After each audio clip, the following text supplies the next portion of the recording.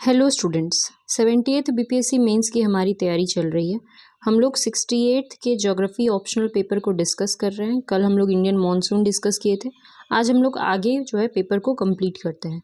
चलिए video start करते हैं। स्टार्ट करने से पहले मैं आपको अपने बारे में बता देती हूँ। मैंने अभी तक 3 बार बीपीएससी एग्ज़ाम को क्लियर किया है और अभी मैं असिस्टेंट कमिश्नर स्टेट टैक्स के पोस्ट पर पदस्थापित हूँ। इसके पहले मैंने ब्लॉक डेवलपमेंट ऑफिसर के पोस्ट पर भी कार्य किया है। ठीक है, तो चलिए स्टार्ट करते हैं। एक और स्टार्ट करने से पहले क्लैरिफिकेशन देना था। देखिए, एक बच्चे ने कमेंट किया था एक वीडियो पे, जहाँ पे मैंने अपने पेपर को शेयर किया था आप लोगों के साथ, GS1 और GS2 के पेपर को। तो वहाँ ये कमेंट आया था कि your answer is very below average, even 10th class student can write better than this, I don't understand how you got so much marks. ठीक है, तो आपको लग रहा होगा कि आंसर जो है वो बिलो एवरेज है और समझ नहीं आ रहा है कि इतने ज़्यादा मार्क्स जो है वो कैसे मिल रहे हैं आंसर पे। इवन मैंने बीपीएससी मेंस 3 बार क्लियर किया है, सेम यही पैटर्न, इसी तरीके से आंसर लिख करके। तो मैं आपको आज बता देती हूँ कि देखिए, बीपीएससी एक कॉम्पिटिटिव एग्ज़ाम है और ये हर किसी बच्चे के लिए, चाहे वो हिंदी मीडियम का बच्चा हो, चाहे वो इंग्लिश मीडियम का बच्चा हो, चाहे वो सीबीएसई से पढ़ा हो या आईसीएसई बोर्ड से पढ़ा हो, सरकारी स्कूल से पढ़ा हो। तो बीपीएससी में क्या होता है ना, या यूपीएससी में भी कंपटीशन वाले जो भी एग्ज़ाम होते हैं, वहाँ पे डेलिकेट वर्ड्स यूज़ नहीं करना होता है, बहुत ज़्यादा हार्ड वर्ड यूज़ नहीं करना है। अपना जो आंसर लिखना है वो बिल्कुल आपको लेमैन टर्म्स में लिखना है। लेमैन टर्म्स मतलब एकदम आम आदमी की भाषा में आपको अपना आंसर लिखना है, अपनी भाषा का प्रयोग करना है। लिखा रहता है कि ज़्यादा से ज़्यादा हो सके तो अपने विचारों को प्रकट करें, अपनी भाषा का उपयोग करें, ना कि किताबी भाषा का उपयोग करें। ठीक है, तो जब आप लेमैन टर्म्स में आंसर लिखते हैं तो वो हर किसी को समझ में आएगा, पढ़ने वाले को समझ में आ जाइए। सबसे बड़ा चीज़ तो ये होता है ना आंसर राइटिंग में, कि आप जो लिख रहे हैं वो सामने वाले को समझ आ जाए बस। और सामने वाला कौन है वो तो आप जान नहीं रहे। हो सकता है कि वो उतना ज़्यादा नहीं जानता होगा, ठीक है, ऐसा हो सकता है कि ज़्यादा पढ़े लिखे लोग ना भी हों। हो सकता है कि मेरे जैसा ही कोई आदमी आपका कॉपी चेक करे, ठीक है, जो हिंदी मीडियम का कोई बच्चा आपका कॉपी चेक कर रहा हो, भले आपका कॉपी इंग्लिश में लिखा हुआ हो। तो आपको ऐसा लिखना है कि आपका जो आंसर है वो सभी को समझ में आ जाए। वो शशि थरूर वाला लैंग्वेज जो है अंग्रेजी का, वो आपको यूज नहीं करना है एग्ज़ाम में। अगर आप बहुत ज़्यादा स्मार्ट बनने की कोशिश करेंगे, बहुत ज़्यादा जो है हार्ड वर्ड्स का यूज़ करेंगे, इंग्लिश में भी और हिंदी मीडियम के स्टूडेंट के लिए भी ये बात है, हिंदी में भी बहुत हार्ड क्लिष्ट क्लिष्ट वर्ड होते हैं जिसका प्रयोग नहीं करना है। अगर आप करेंगे तो वहाँ पे क्या होगा कि एग्ज़ाम में मार्क्स और नहीं मिलेगा। ठीक है, बहुत ज़्यादा सुंदर लिखने के चक्कर में क्या होगा कि पेपर छूटेगा। तो बहुत ज़्यादा स्टाइलिश भी नहीं लिखना है, बहुत ज़्यादा बेकार भी नहीं लिखना है, लेजिबल लिखना है कि पढ़ने वाले को बस समझ आ जाए कि आप क्या लिख रहे हैं। तो बीपीएससी जो है वो इसी चीज़ पे फोकस करता है कि आप लोग जो है 10th क्लास का एक स्टूडेंट जो चीज़ लिख पा रहा है ना, उसी लेवल का लिखना है। भले ही ये एग्ज़ाम ग्रेजुएशन लेवल पे पूछा जा रहा है, मगर 10th के लेवल पे जैसा लिखा जाता है ना, वैसा ही एग्ज़ाम में लिखना होता है। तो आप लोग समझ गए होंगे। अपना जो आप लोग मेंस लिखेंगे, कोशिश करिएगा कि बहुत ही आसान शब्दों में जो है आंसर को लिखिए। ठीक है, बहुत ज़्यादा हार्ड वर्ड यूज़ मत कीजिएगा। चलिए हम लोग वीडियो स्टार्ट करते हैं। 29 नंबर से हम लोग को क्वेश्चन करना था, which of the following river is not flowing toward east. हम लोग कल रिवर के बारे में पढ़ने वाले थे, थोड़ा हम लोग पढ़े भी थे कि इंडिया में रिवर क्या है। देखिए, सिर्फ इस क्वेश्चन का आंसर नहीं करना है हम लोग को, बल्कि पूरा रिवर सिस्टम जो है इंडिया का वो पढ़ लेना है, ताकि 69th का पेपर में जो क्वेश्चन आए वो भी आपको पता चल जाएगा और 70th में अगर रिवर से कोई क्वेश्चन आता है तो वो बन जाएगा। तो चलिए हम लोग स्टार्ट करते हैं। यहाँ पे कल हम ये मैप आपको दिखाए थे, बताए भी थे कि इंडिया में जब हम लोग रिवर सिस्टम पढ़ते हैं तो 2 भाग में उसको डिवाइड करके पढ़ते हैं। एक पढ़ते हैं हिमालयन रिवर, यानी वैसी नदियाँ जो हिमालय से निकलती हैं, और एक पढ़ते हैं पेनिनसुलर रिवर। कल हम लोग दोनों के बारे में डिटेल से डिस्कस किए थे। कल के वीडियो को आप लोग ज़रूर देख लीजिएगा, उसके बाद ही आपको ये समझ में आएगा। तो पहले हम लोग पढ़ेंगे हिमालयन रिवर, मतलब हिमालय से निकलने वाली नदियाँ। उसके बाद पेनिनसुलर रिवर पढ़ेंगे। हिमालयन रिवर जब पढ़ते हैं तो उसमें मेन 3 ही नदी होता है, ठीक है। हिमालयन में मुख्य रूप से 3 ही नदी होता है। देखिए, एक नदी तो यहाँ पे है जिसका नाम है इंडस, यहाँ है इंडस, और एक होता है गंगा, और एक होता है ब्रह्मपुत्रा। ठीक है, इंडस, गंगा और ब्रह्मपुत्रा 3 मुख्य हिमालयी नदियाँ जो हैं वो हैं। बाकी उसके ट्रिब्यूटरीज वगैरह है वो भी देख लेंगे, लेकिन ये तीनों का रिवर सिस्टम जो है वो पढ़ना है। सबसे पहले इंडस नदी को देखते हैं हम लोग। यानी कि सिंधु नदी हिंदी में बोलते हैं इसको, इंडस। ये नदी 3 देशों से क्रॉस करता है। जैसे ये चाइना से ओरिजिनेट हुआ, यहाँ से देखिए ओरिजिनेट हो रहा है, और यहाँ से ऐसे होते हुए जम्मू कश्मीर से होते हुए ये फिर पाकिस्तान में, यहाँ से पाकिस्तान में इंटर कर जाता है सिंधु नदी। सिंधु नदी चाइना में कहाँ से निकलता है? मानसरोवर, है ना, लेक मानसरोवर के पास एक ग्लेशियर है जिसका नाम है चेमा योंगडुंग ग्लेशियर। चेमा योंगडुंग ग्लेशियर, वहीं से सिंधु नदी निकलता है। लेह सिंधु नदी के तट पर ही बसा हुआ है, ठीक है। और सिंधु नदी चेमा योंगडुंग ग्लेशियर से निकल के लेह इसी नदी पर है, और फिर ये वापस इधर चला जाता है, पाकिस्तान में जाता है, और फिर उधर अरेबियन सी में गिर जाता है। सिंधु नदी का बहुत सारा ट्रिब्यूटरी है, बहुत सारी नदियां अपना पानी सिंधु में गिराती है, मगर मुख्य रूप से हम लोग को 5 नदी के ही बारे में पढ़ना है। वो 5 नदी है झेलम, चिनाब, रावी, व्यास और सतलज। कल हम लोग थोड़ा सा पढ़े भी थे इसके बारे में, इंडस वाटर ट्रीटी भी पढ़े थे। तो देखिए, झेलम, चिनाब, रावी, व्यास, सतलज। झेलम नदी, झेलम जम्मू कश्मीर से ही निकलता है। जम्मू कश्मीर में एक झील है शेषनाग झील, ठीक है, शेषनाग झील के पास से ही ये निकलता है झेलम नदी। और जो लेक है, मीठे पानी की सबसे बड़ी लेक जो है इंडिया की, वुलर लेक, वो भी झेलम नदी के तट पे ही है। वुलर लेक, श्रीनगर भी झेलम नदी के तट पे ही है, और वुलर लेक जो है वो झेलम से ही बना हुआ है, ठीक है, झेलम नदी से। और देखिए, झेलम फिर इंडिया से निकला जम्मू कश्मीर से, और फिर पाकिस्तान में इंटर कर जाता है। उसके बाद है चिनाब। चिनाब भी इंडिया से ही निकलता है। चिनाब जो है वो बरालाचाला दर्रे के पास से निकलता है, हिमाचल प्रदेश से, ठीक है। चिनाब कहाँ से निकलता है? बरालाचाला दर्रे के पास से। उसके बाद है व्यास नदी, ये भी यहीं इंडिया में हिमाचल प्रदेश से, और ये है रावी नदी, ये भी यहीं हिमाचल प्रदेश से। रावी नदी जो है ना, रावी, ये नदी रोहतांग दर्रे के पास निकलता है, रोहतांग, ठीक है, रोहतांग पास के पास से रावी नदी निकलता है। झेलम, चिनाब, रावी। उसके बाद व्यास नदी। व्यास नदी अपना पानी किस में गिरा रहा है? सतलज नदी में, ठीक है। देखिए, ये जो 5 नदियां हैं ना, इंडस की जो 5 ट्रिब्यूटरी है, इसमें व्यास नदी ही है जो कि पाकिस्तान में इंटर नहीं कर रहा है। आप लोग अगर मैप को देखें ध्यान से, तो ये व्यास नदी पाकिस्तान नहीं जा रहा है, यहीं पर ये अपना पानी जो है सतलज में गिरा दे रहा है, ठीक है। केवल व्यास नदी पाकिस्तान नहीं जाता। और व्यास सतलज से जहाँ मिलता है वहाँ पे है हरीके बैराज, हरीके बैराज, या फिर पोंग बांध भी बोलते हैं उसको, पोंग डैम, ठीक है, पोंग डैम या हरीके बैराज, पंजाब में। व्यास नदी सतलज नदी में अपना पानी यहाँ पे गिरा रहा है, पोंग बांध या हरीके बैराज। यहीं से फिर वो इंदिरा गांधी नहर निकलता है, सबसे बड़ी नहर है इंदिरा गांधी नहर, और वो राजस्थान के सूखे इलाकों में पानी जो है वो उसी से जाता है, इंदिरा गांधी नहर से, ठीक है। तो व्यास और सतलज, व्यास जो है वो सतलज में मिल गया।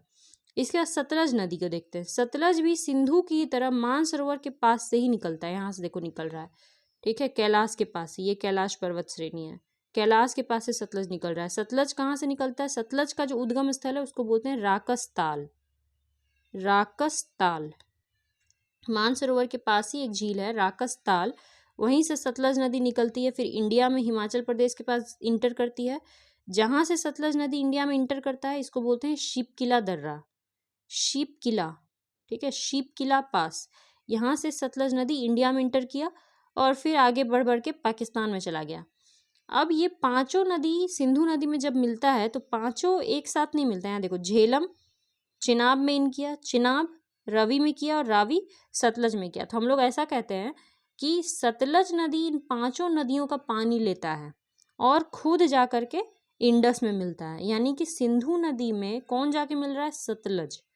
सिंधु का असली ट्रिब्यूटरी कौन हुआ? सतलज।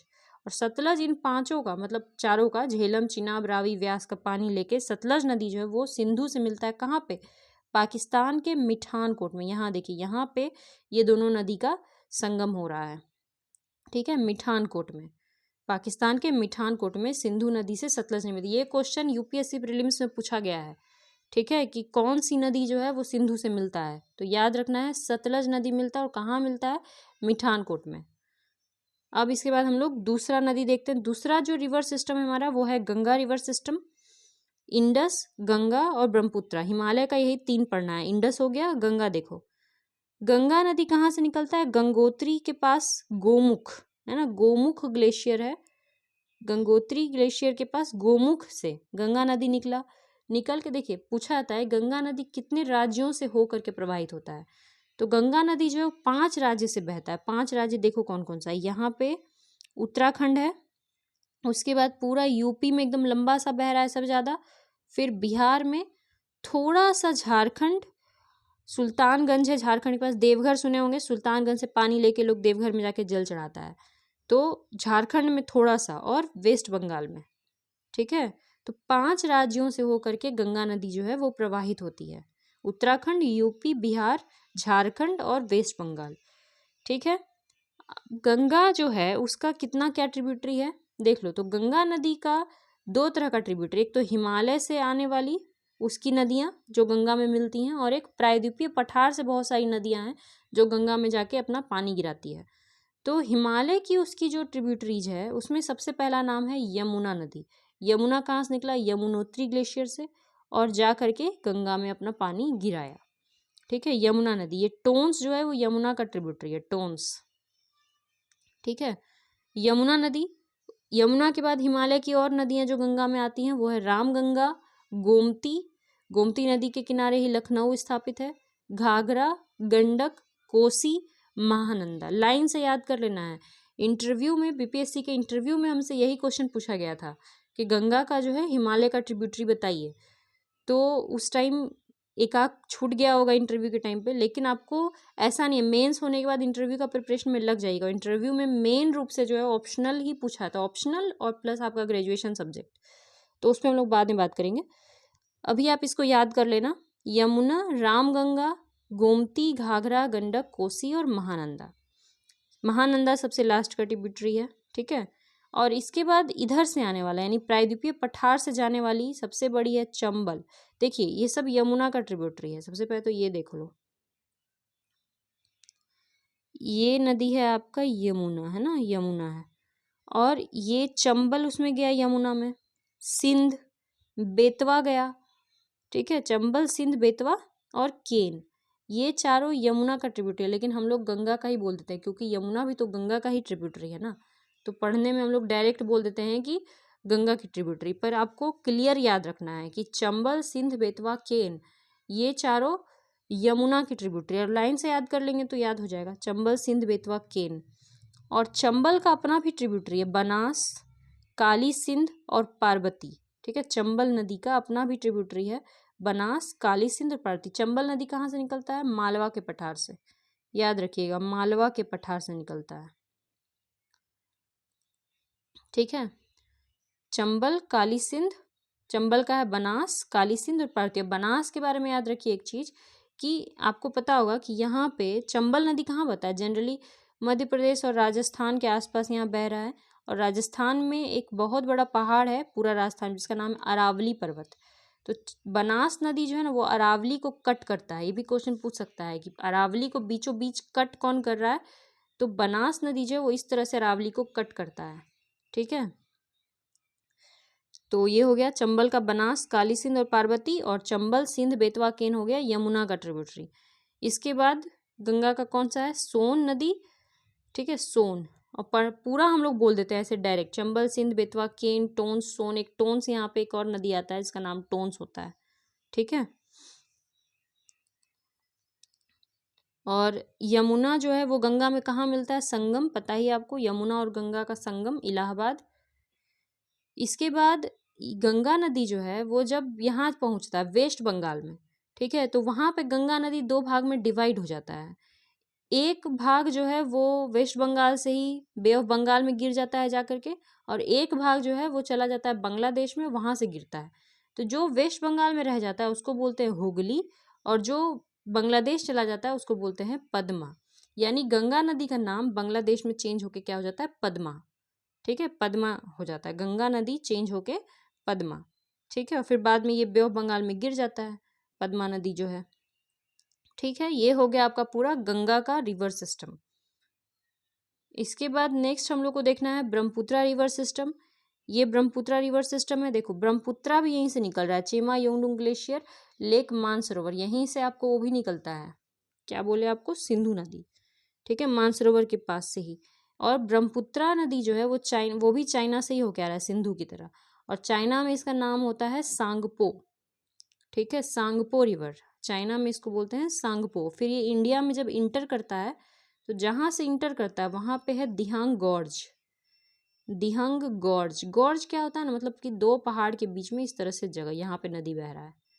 ठीक है, पहाड़ों के बीच में गॉर्ज, उसको गॉर्ज बोलते हैं। फिर जब ये इंटर किया तो एक नदी आके इसमें मिला, इसका नाम है दिबांग, दूसरा है लोहित, ये सब इसकी ट्रिब्यूटरी हो गई। फिर सुबनश्री, धनश्री, कपिली, मानस नदी, मानस नदी भूटान से आकर के मिलता है इसमें। ठीक है, भूटान से आके ब्रह्मपुत्रा में मिला मानस। तीस्ता नदी, तीस्ता नदी सिक्किम से चल के आया और फिर वेस्ट बंगाल में ये बांग्लादेश में जा करके ब्रह्मपुत्रा में मिलता है। फिर ब्रह्मपुत्रा का नाम देखो कहाँ, चाइना में तो कुछ और था, सांगपो था। और जब ब्रह्मपुत्रा अरुणाचल प्रदेश में रहता है ना, ऊपर अरुणाचल प्रदेश के पास, तो इसका नाम दिहांग ही रहता है, दिहांग। फिर असम में इसका नाम हो जाता है ब्रह्मपुत्रा। और जब ये बांग्लादेश जाता है तो इसका नाम हो जाता है जमुना। ठीक है, जमुना नदी। और ये जमुना जो है ये जा करके मिल जाती है पद्मा में। पद्मा कौन है, गंगा नदी है। और ब्रह्मपुत्रा जाके गंगा में मिल जाता है, यानी कि जमुना जाके मिल जाता है पद्मा नदी में। फिर बाद में आगे चल के एक और नदी आके इसमें मिलता है, इसका नाम है मेघना नदी। और मेघना के इसमें मिलने से इसका नाम ही चेंज होता है, इसका नाम जाता है मेघना। और फिर मेघना नदी जाके कहाँ गिर जाता है, बे ऑफ बंगाल में। तो ये पूरा इसका कोर्स है।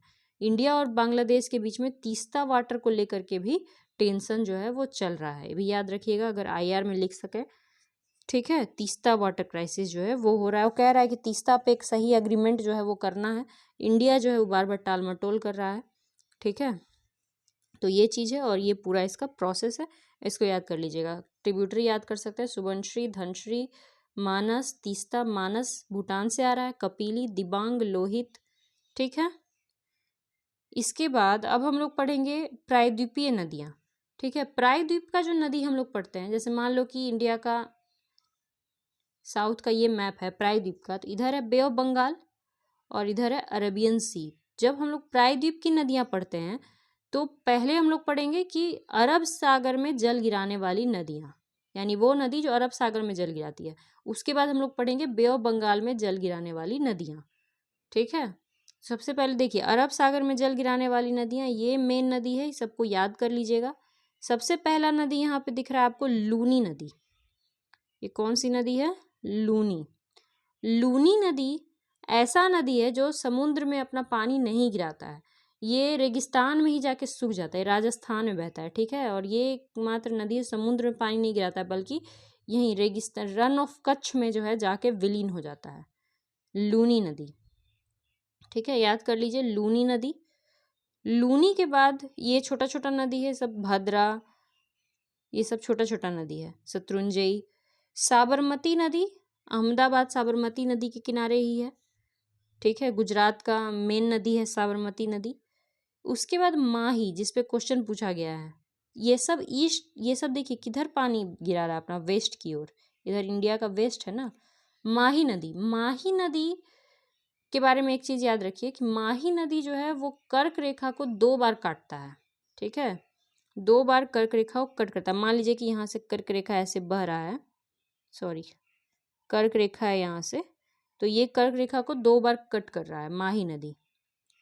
इसके बाद नर्मदा नदी, नर्मदा नदी का उद्गम जो है ये होता है अमरकंटक पहाड़ी से। अमरकंटक पहाड़ी से निकलती है नर्मदा नदी, छत्तीसगढ़ और मध्य प्रदेश के बॉर्डर पे।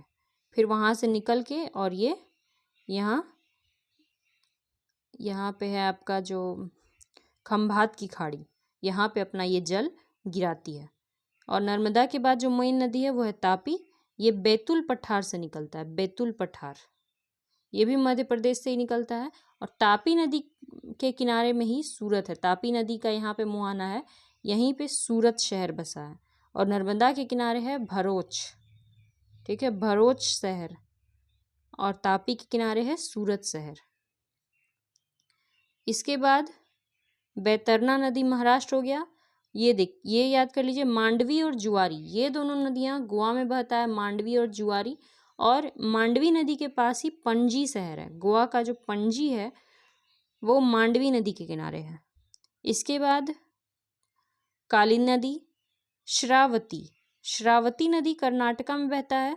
सबसे बड़ा झरना, ठीक है, सबसे बड़ा झरना इंडिया का जिसका नाम है जोग, जोग या गरसोप्पा भी बोलते हैं उसको, वो श्रावती नदी पर ही है, ठीक है, श्रावती नदी का ही झरना है, जोग या गरसोप्पा। उसके बाद केरला में 3 नदी है, भरतपुझा, पेरियार और पंबा, ठीक है, भरतपुझा, पेरियार और पंबा। ये सब उतना इंपॉर्टेंट नहीं है, अगर पूछ ले कि कौन वेस्ट में बह रहा है कौन ईस्ट में बह रहा है तो उस हिसाब से आप ये सारा नदी का नाम जो है वो एक बार ऊपर से नीचे 2-3 बार देख लेंगे, आपको याद हो जाएगा। इसके बाद हम लोग पढ़ते हैं west flowing rivers, sorry west flowing नहीं, वेस्ट फ्लोइंग तो वो था, यह है ईस्ट फ्लोइंग।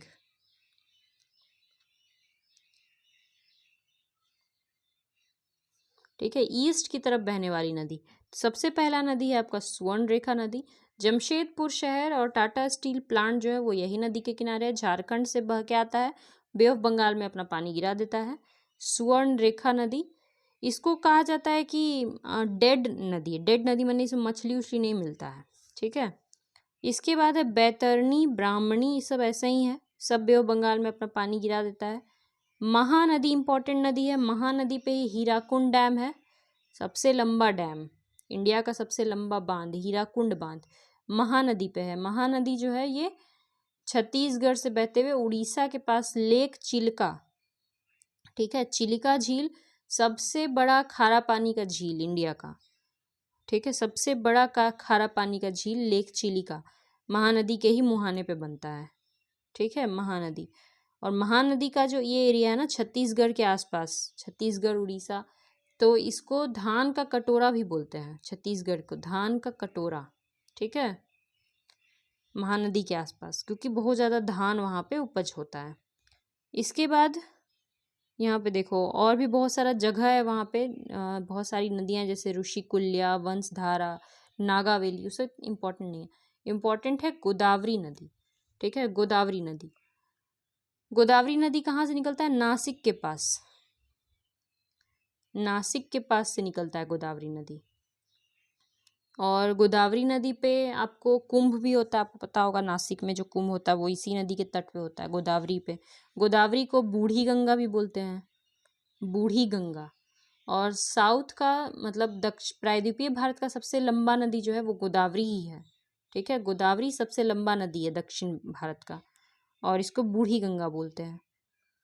उसके बाद ये अगला नदी है कृष्णा नदी, ये महाबलेश्वर के पास से निकलता है, महाबलेश्वर, ठीक है, कृष्णा नदी।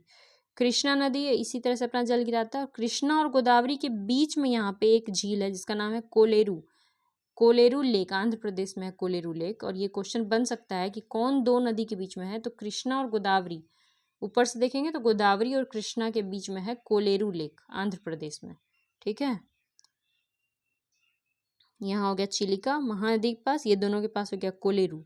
इसके बाद और छोटा छोटा नदी है पलेरू, मनेरू, ठीक है, ये हो गया कावेरी। नेक्स्ट है आपका कावेरी नदी, कावेरी को दक्षिण की गंगा भी बोलते हैं, दक्षिण की गंगा, ठीक है। यहाँ पे एक लेक है, लेक पुलिकट, पुलिकट झील बहुत इंपॉर्टेंट है, आंध्र प्रदेश और तमिलनाडु का सीमा पे ये झील पड़ता है। 96% आंध्र प्रदेश में, बाकी 4% तमिलनाडु में है पुलिकट लेक, ठीक है। यहीं पे श्रीहरिकोटा वो है, केंद्र है, श्रीहरिकोटा द्वीप, जहाँ से अंतरिक्ष में वो रॉकेट वगैरह जाता है, लेक पुलिकट में। इसके बाद वैगई नदी, चित्तर नदी, से उतना इंपॉर्टेंट नहीं है। तो ये आपका हो गया ईस्ट फ्लोइंग रिवर और उधर हो गया वेस्ट फ्लोइंग रिवर। पूरा हम लोग रिवर जो है वो कर लिए, इससे ज़्यादा रिवर सेक्शन में आपसे क्वेश्चन जो है वो नहीं पूछा जाएगा, ठीक है। चलिए हम लोग देख लेते हैं क्वेश्चन वापस आके। ये क्वेश्चन तो सिंपल सा था कि इसमें से कौन सा नदी जो है वो ईस्ट की तरफ नहीं बहता है, तो गंगा, गंगा तो ईस्ट की तरफ ही बहता है ऐसे करके, महानदी भी ईस्ट की तरफ और कृष्णा भी ईस्ट की तरफ, सिर्फ माही नदी है जो अरब सागर में जाके अपना पानी गिराता है वेस्ट की ओर, तो इसका आंसर हो गया माही नदी। Next question, which of the following factor affect the location of industry. कल ये वाला हम लोग कर लिए थे, इंडस्ट्रियल लोकेशन हम लोग बहुत बार पढ़ लिए हैं। कोई भी इंडस्ट्री आप लगाइएगा तो क्या क्या देखिएगा, ज्योग्राफिकल फैक्टर, ज्योग्राफी तो देखिए, पहाड़ पे जाके तो आप इंडस्ट्री नहीं लगा सकते हैं, है ना। आपको ज्योग्राफी देख के इंडस्ट्री लगाना होगा कि कहाँ पे मैदानी इलाका है जहाँ इंडस्ट्री जो है सही तरीके से रहे। ठीक है, क्लाइमेट वगैरह अच्छा होना चाहिए। एकदम अंटार्कटिका पे इंडस्ट्री लगा नहीं सकते हैं, इतना ठंडा है, कौन वहाँ क्या खरीदेगा आपसे। इकोनॉमिक फैक्टर माने पूंजी ऊंजी होना चाहिए, वहाँ पे लेबर होना चाहिए, है ना। जहाँ लेबर रहता है लोग वहाँ इंडस्ट्री लगाता है, पूंजी कैपिटल होना चाहिए। और पॉलिटिकल फैक्टर माने सरकार का सपोर्ट भी होना चाहिए, पॉलिटिकल स्टेबिलिटी होना चाहिए। सीरिया में फैक्ट्री लगाएंगे क्या? नहीं लगाएंगे। नॉर्थ कोरिया में नहीं लगाएंगे। कहाँ लगाएंगे? चाइना, इंडिया, जहाँ का सरकार जो है वो सपोर्ट करे, अच्छा हो, टैक्स कम लगाए। ठीक है, तो आंसर हो गया all of the above. Next question है, Derwent Whittlesey divided the world into how many agricultural region. ये भी इंपॉर्टेंट क्वेश्चन है, डिटेल से हम लोग इसको भी डिस्कस करेंगे। विटलसी ने वर्ल्ड को बहुत सारा एग्रीकल्चर रीजन में बांटा। तो कितने एग्रीकल्चर रीजन में बांटा? तो आंसर तो 13 है, लेकिन हम लोग सारा एग्रीकल्चरल रीजन जो है वो भी एक बार देख लेते हैं। ये देखिए, ये मैप है। इसमें उन्होंने कहा कि बहुत कुछ ऐसा इलाका होता है जो क्या करता है, नोमाडिक हर्डिंग करता है। नोमैडिक हर्डिंग का मतलब होता है कि जैसे आदि मानव जमाना में भेड़ बकरी चराते थे ना, अभी भी बहुत से लोग बहुत सारा भेड़ बकरी लेकर के चराते हैं। कहाँ? पहाड़ी इलाका में ये सब देखने को मिलता है। ठीक है, अब अगर आप अभी भी हिमाचल, उत्तराखंड, सिक्किम, जम्मू कश्मीर जाएंगे तो बहुत, एक आदमी के पास 50-60 भेड़ रहेगा, वो उसको चरा रहा है। तो नोमैडिक हर्डिंग। ठीक है, पहला तरीका हुआ। दूसरा तरीका है live stock wrenching. Live stock wrenching का मतलब होता है, लाइव स्टॉक मतलब होता है यही सब, भेड़ बकरी, गाय भैंस।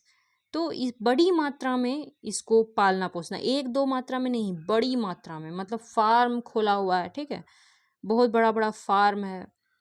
तो ये कहाँ स्पेशली देखने को मिलता है? ऑस्ट्रेलिया, न्यूजीलैंड साइड में। तो वहाँ का दूध, नेस्ले प्रोडक्ट वगैरह काफ़ी चलता है, तो वहाँ पे ये चलता है लाइव स्टॉक रेंचिंग।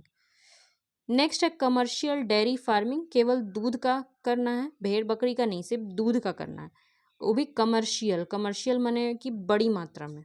ठीक है, तो कमर्शियल डेयरी फार्मिंग ये चलता है फ्रांस के साइड में। ठीक है, फ्रांस, डेनमार्क, उधर चलता है। नेक्स्ट है आपको प्लांटेशन एग्रीकल्चर। प्लांटेशन एग्रीकल्चर का मतलब होता है जैसे केला का खेती देखे होंगे आप, बड़ी मात्रा में लोग केला खेती करता है, कॉफ़ी का या चाय का। अगर दार्जिलिंग वेस्ट बंगाल गए तो चाय का खेती। तो ये हो गया प्लांटेशन एग्रीकल्चर। मतलब ऐसा देखिए, चाय जो लोग उगाता है ना, वो लोग मतलब कि हमेशा उस खेत में चाय ही उगता रहता है। ऐसा नहीं होता है कि कभी गेहूँ उगा दिया, कभी चावल उगा दिया, हमेशा उसमें चाय का ही खेती होता है। तो वो होता है प्लांटेशन एग्रीकल्चर। इसके बाद है हॉर्टिकल्चर एग्रीकल्चर। हॉर्टिकल्चर में तो आपका फल फ्रूट आ गया। ठीक है, फल फ्रूट की भी बहुत सारे लोग फल फ्रूट का खेती करते हैं। इसके बाद शिफ्टिंग कल्टीवेशन, ये तो सब जानते हैं, पहले चलता था कि जंगल को, जो आदि मानव होते हैं, जो जनजाति होती हैं, वो जंगल को कई भाग में ऐसे बांटती हैं, फिर एक भाग को ऐसे ऐसे करके काट दिया, काटता नहीं है, जला देता है, फिर जला देता है और वहाँ पे खेती करता है 4-5 साल। फिर जब उपज खत्म हो जाता है, क्योंकि ये लोग तो केमिकल का यूज करता नहीं है, तो जब मिट्टी की उपज खत्म हो जाती है तो ये लोग आगे बढ़ता है, फिर आगे बढ़ के फिर इस एरिया को जला दिया, फिर यहाँ खेती करने लगा, फिर 5-6 साल फिर यहाँ, ऐसे ऐसे, फिर यहाँ, फिर वापस यहाँ। तो इसको बोलते हैं शिफ्टिंग कल्टीवेशन, ये भी चलता है हमारे यहाँ। नेक्स्ट है commercial crop and live stock. Crop भी, फसल भी उगाना है, और लाइव स्टॉक, लाइव स्टॉक मतलब भेड़ बकरी गाय पालन भी करना है। कमर्शियल लेवल पे, बड़ा लेवल पे फसल उगाना है, बड़ा लेवल पे गाय बकरी का पालन करना है। कमर्शियल, बेचना है, अपने खाने के लिए खाली नहीं करना है, बेचने के लिए करना है। नेक्स्ट है intensive subsistence without paddy. Intensive मतलब होता है कि मान लो एक खेत है तो उसमें इंटेंसिव खेती करना है। इंटेंसिव माने कि बहुत ज़्यादा, अभी खेती किए, मिट्टी को छोड़ना नहीं, अभी खेती किए, फिर 2 महीना बाद जैसे ही फसल हो गया फिर काटे, फिर तुरंत दूसरा खेत लगाए, फिर काटे, फिर तुरंत दूसरा फसल लगाए। मतलब एक साल में बहुत खेती कर ली, एकदम इंटेंसिव खेती कर रहे हैं। विदाउट पैडी माने धान नहीं लगाना है, बाकी जो लगाना है लगाओ, धान के बिना। और दूसरा जो टाइप होता है वो होता है इंटेंसिव खेती विथ पैडी। विथ पैडी मतलब कि धान लगाना है, जैसे धान भी 3 बार लगा सकते हैं। आप लोग को पता होगा वेस्ट बंगाल में धान का 3 फसल होता है, ओस, अमन और बोरो। ठीक है, तो औस, अमन और बोरो तीनों 3 मौसम में लगता है, तो औस खत्म हुआ तो फिर अमन लगाओ, अमन खत्म हुआ तो बोरो लगाओ, इस तरह से। तो एक हो गया इंटेंसिव सब्सिस्टेंस विदाउट पैडी, एक हो गया इंटेंसिव सब्सिस्टेंस विथ पैडी। फिर एक हो गया कमर्शियल ग्रेन फार्मिंग, सिर्फ ग्रेन का फार्मिंग करना है, सिर्फ फसल उगाना है कमर्शियल तौर पे बेचने के लिए बड़ी मात्रा में, जैसे मक्का उगा दिए, ठीक है, बेचना है मकई। और नेक्स्ट है मेडिटेरेनियन एग्रीकल्चर। मेडिटेरेनियन एग्रीकल्चर बताए थे आप लोग को, मेडिटेरेनियन रीजन में जैसे फ्रांस, इटली, इन सब जगहों पे मेडिटेरेनियन एग्रीकल्चर होता है, और इसमें मुख्य रूप से अंगूर वगैरह का खेती किया जाता है, लत्ती वाला जो भी चीज़ होता है ना, वाइन्स, इनका खेती किया जाता है, और वहाँ पे वाइन भी बहुत बनता है, ठीक है, मेडिटेरेनियन रीजन में।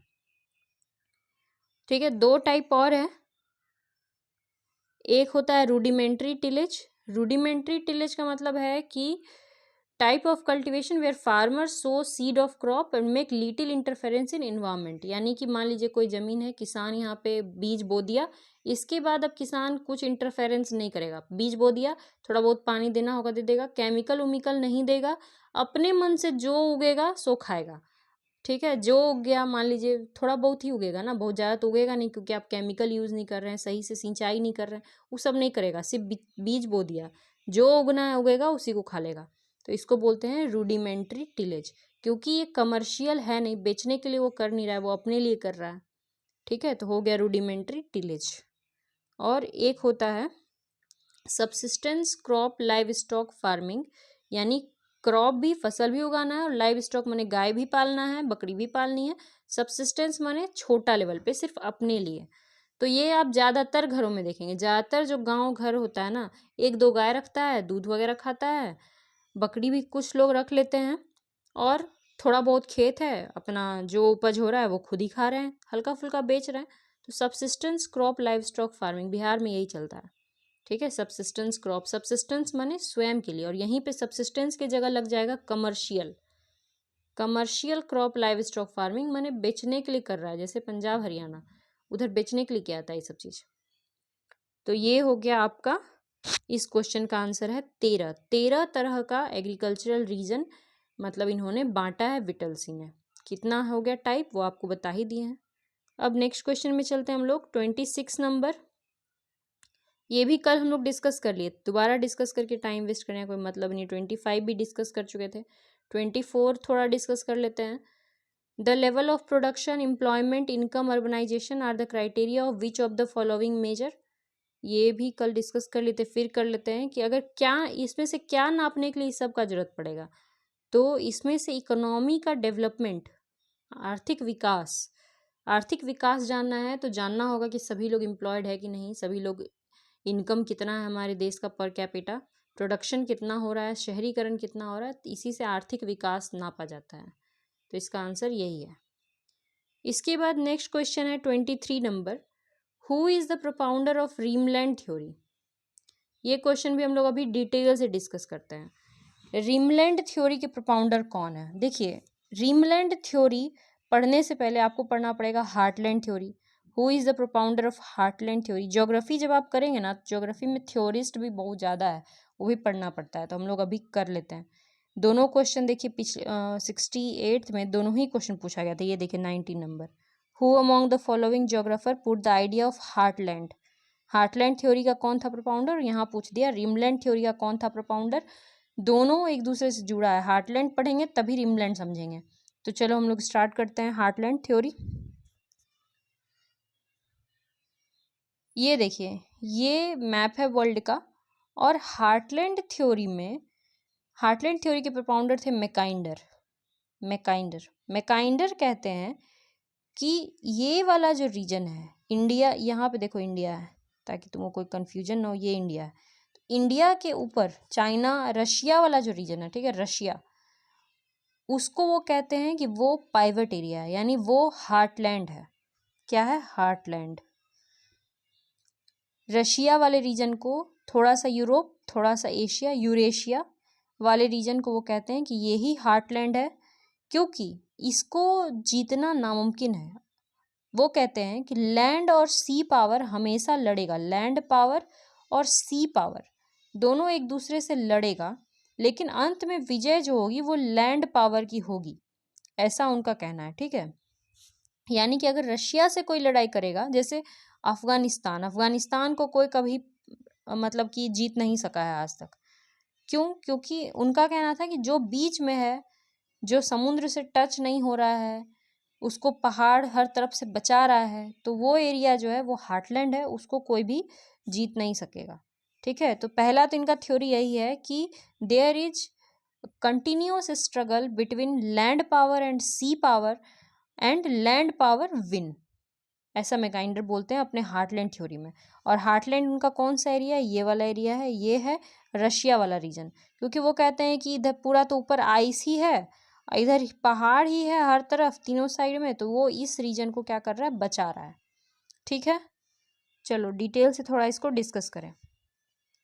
ये देखिए, मैकाइंडर कहते हैं जो हार्टलैंड थ्योरी है, this theory was developed by J Mackinder in 1904। His geopolitical theory कहते हैं कि ultimate power is dependent on geographical location, continuous struggle, है ना, between continental and ocean power, मतलब between land power and sea power, and the ultimate victory will be continental power माने land power. Continuous struggle होगा land power और sea power के बीच में, और land power जीतेगा।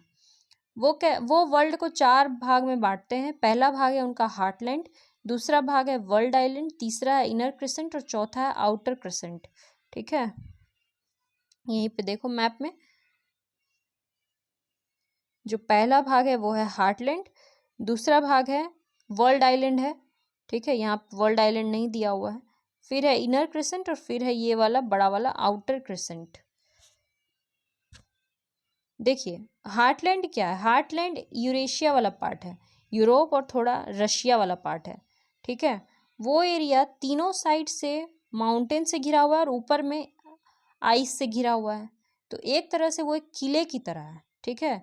उसको समुद्र जो है वो एक्सेस नहीं कर पा रहा, it is not accessible by sea power as the mountain work like a fortress. Mountain जो है वो उसको बचा रहा है किले की तरह, तीनों साइड से माउंटेन है और एक तरफ ऊपर में आर्कटिक ओशन है, आइस है, बीच में आपका हार्टलैंड रशिया वाला पार्ट। तो उसको सी पावर जो है वो वहां तक नहीं पहुंच पाएगा, जहाज तो वहां तक जाएगा नहीं ना, क्योंकि वहां तो समुद्र है नहीं, तो सी पावर वहां तक नहीं पहुंच पाएगा, ऐसा उनका कहना था कि लैंड पावर हमेशा जीतेगा। दूसरा है वर्ल्ड आइलैंड। वर्ल्ड आइलैंड मतलब Eurasia and Africa, Europe, Asia और अफ्रीका। फिर inner crescent, the heartland is surrounded by inner crescent, यानी हार्टलैंड घिरा रहेगा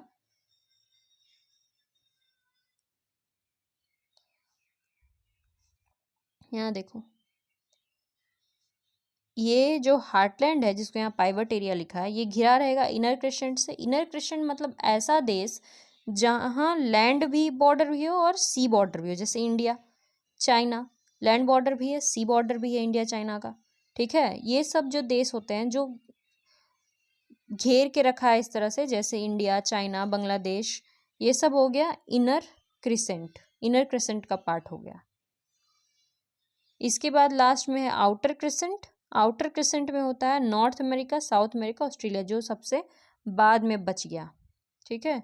ये वाला north America, south America, Australia, ये सब पार्ट है आउटर क्रिसेंट का। ये नॉर्थ अमेरिका है, साउथ अमेरिका और ऑस्ट्रेलिया, ये सब आउटर क्रिसेंट का पार्ट है।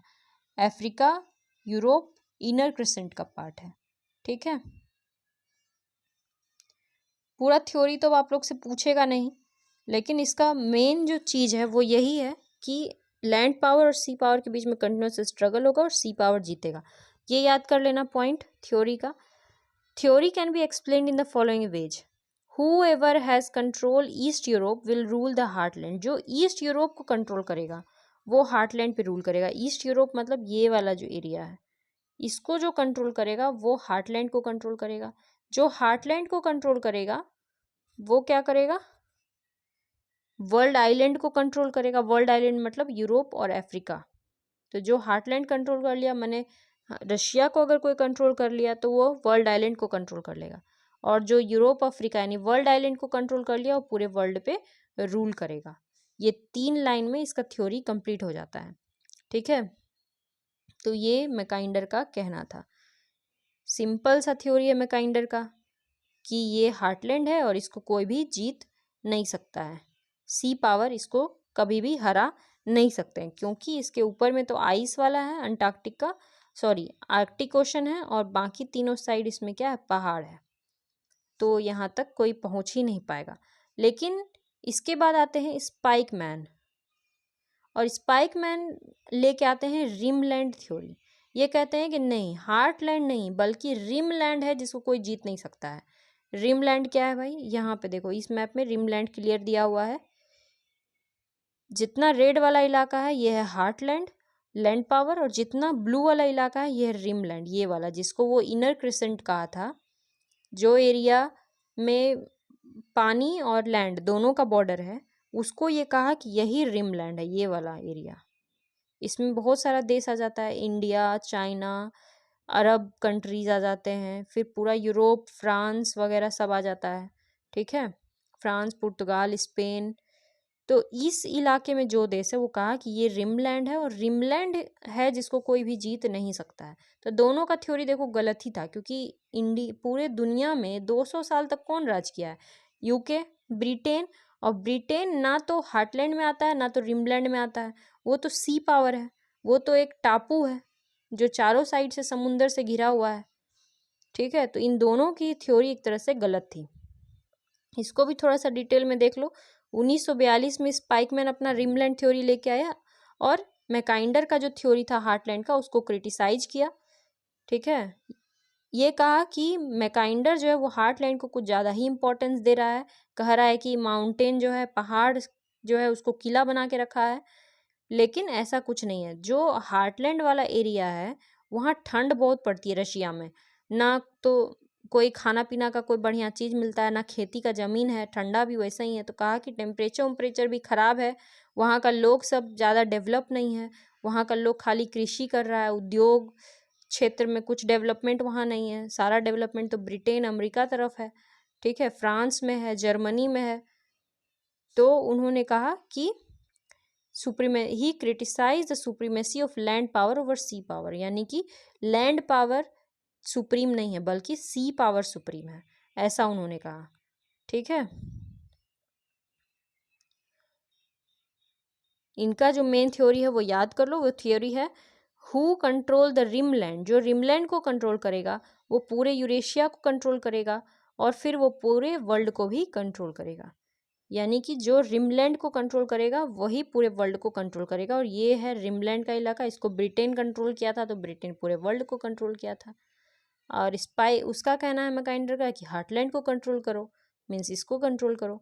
तो बस यही थ्योरी है। ठीक है, heartland theory by मैकाइंडर and rimland theory by Spykman. समझ गए आप लोग? ये 23 नंबर क्वेश्चन हो गया, और ये वाला भी क्वेश्चन हमारा 19 नंबर भी हो गया है। इसके बाद हम लोग अब कल डिस्कस करते हैं, ठीक है, या नेक्स्ट वीडियो में डिस्कस करेंगे। तब तक आप लोग पढ़ते रहिए। All the best for exam. Thank you very much.